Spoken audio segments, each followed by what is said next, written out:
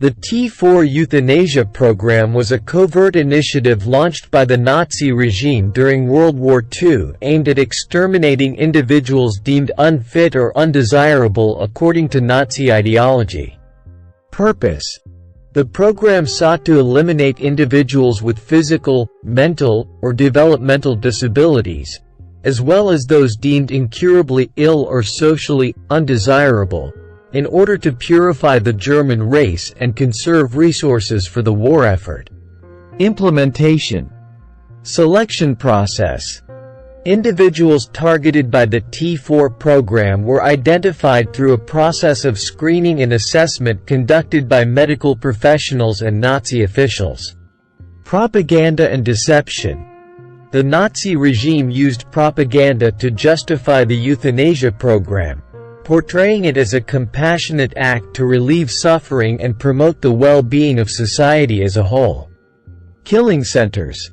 Specialized facilities, known as killing centers, were established across Germany and occupied territories to carry out the mass murder of T4 victims through methods such as lethal injection, gas chambers, and starvation.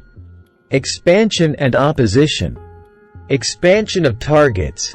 As the T4 program progressed, its scope expanded to include broader categories of individuals considered life unworthy of life, including elderly people, prisoners, and members of ethnic minorities. Resistance and opposition. Despite the secrecy surrounding the program, opposition emerged from within German society, including from religious leaders, medical professionals, and families of victims who protested against the euthanasia killings. Clergy protests.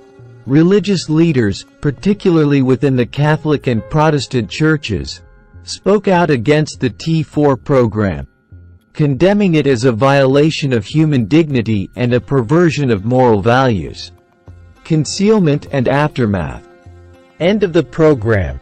In response to public outcry and growing opposition, Hitler officially ordered the suspension of the T4 program in 1941, although covert euthanasia operations continued in secret.